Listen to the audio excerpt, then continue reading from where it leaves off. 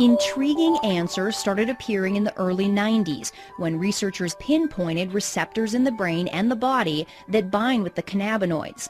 Receptors can be described as locks on the surface of a cell, and when the correct key binds with the correct lock or receptor, it opens the door and delivers messages. Sometimes the message is that the body is feeling pain. Other times the message may be that there's an invader and the immune system must attack. Scientists located two receptors, cannabinoid receptors, one called the CB1 receptor, mainly in the brain, and the other is the CB2 receptor, which is mainly in cells of the immune system. The CB1 receptors are extremely abundant in the brain, but they're also found all over the body in the major organs, the heart, the liver, kidneys, and pancreas. After finding all these locks that accepted the cannabis key, researchers made the next big discovery. The human body makes its own cannabinoids, called endocannabinoids. We have this whole elaborate system where we have these receptors in our brain and in our immune system, and these circulating chemicals that we produce ourselves that really are very, very similar to the chemicals in the marijuana plant. The only difference is that the endocannabinoids that we produce are in such small quantities, and they're also rapidly degraded, so that therefore we are not high all the time, or we don't have that feeling of euphoria all the time. Dr. Prakash Nayagarkatti is a professor of pathology and microbiology at the University of South Carolina. For the last decade, he's been doing research on what's become known as the human endocannabinoid system. The precise functions of the endocannabinoid system is it's still being understood, actually. The discovery of the system, however, is already revealing clues that have bolstered the personal stories of relief. The areas of the brain that control nausea and vomiting, chronic pain, and epileptic seizures all have cannabinoid receptors. What do these things do? Well, in the brain and the nervous system, the cannabinoid system seems to exert kind of a dampening effect. It's kind of an internal, like to think of it as a neurological shock absorber. And when they looked in other animals, they found these receptors were present in basically all animal species. So why do dogs and monkeys, for example, need to have cannabinoid receptors? They must be playing a very critical role in trying to maintain some of the physiological functions. The whole development of the fact that there are cannabinoid receptors in endocannabinoids has really given drug companies and pharmaceutical investigators a lot of opportunity to try to manipulate the body's own cannabinoid system. That's because now they can create synthetic drugs that target the receptors instead of taking chemicals from the plant. By avoiding the plant, they get around the controversies and complications of its Schedule I status.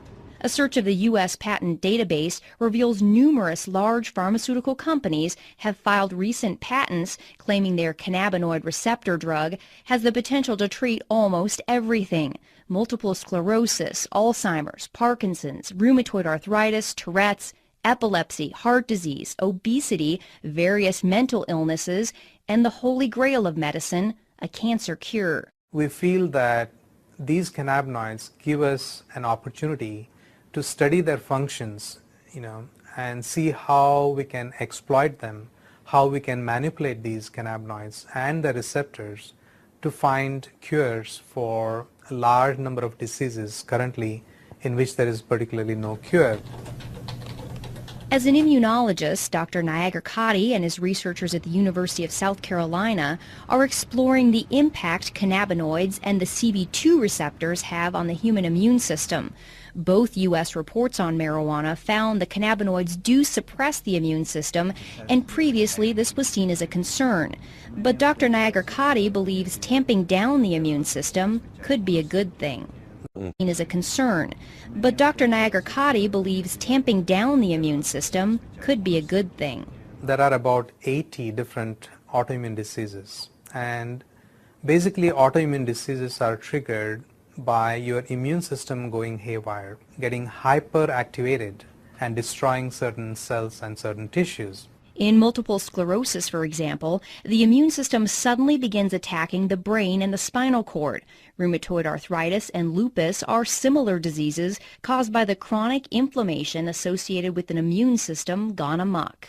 The cannabinoids dampen down response to bacteria or foreign agents or injury to tissues. A lot of scientists and researchers are interested in those properties of the cannabinoids in trying to see how we can suppress the immune response in autoimmune disease conditions. For Dr. Nayagar Kadi, the research has gone far beyond treating inflammatory problems.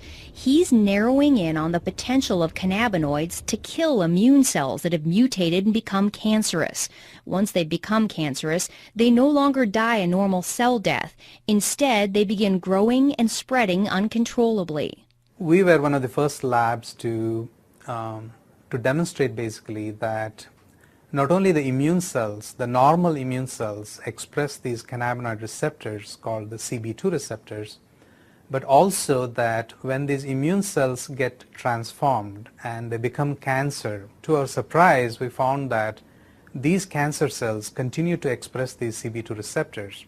This was an exciting discovery because the CB2 receptor can act like a target for the cannabinoids. Once they bind with the receptor, they can tell the cancer cell to die.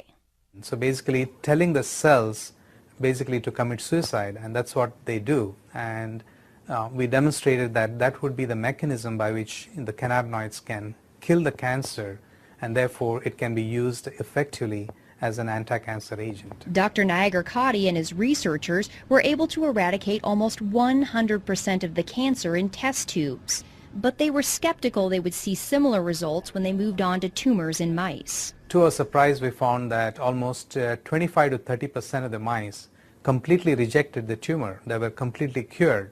And in addition, we found that the remaining mice also, there was a significant reduction in the volume or the size of the tumors as well. The lab results have been so promising that Dr. Nayagar Kadi is beginning clinical trials with leukemia patients. There's no doubt in his mind that the cannabinoids, either from the plant or lab created, will play a major role in medicine in the future. I feel that in the next 5 or 10 years, there is going to be exponential growth in cannabinoid research. It's an area where both the critics and the advocates agree. Scientists are now well on their way to developing medicines based on the cannabinoids.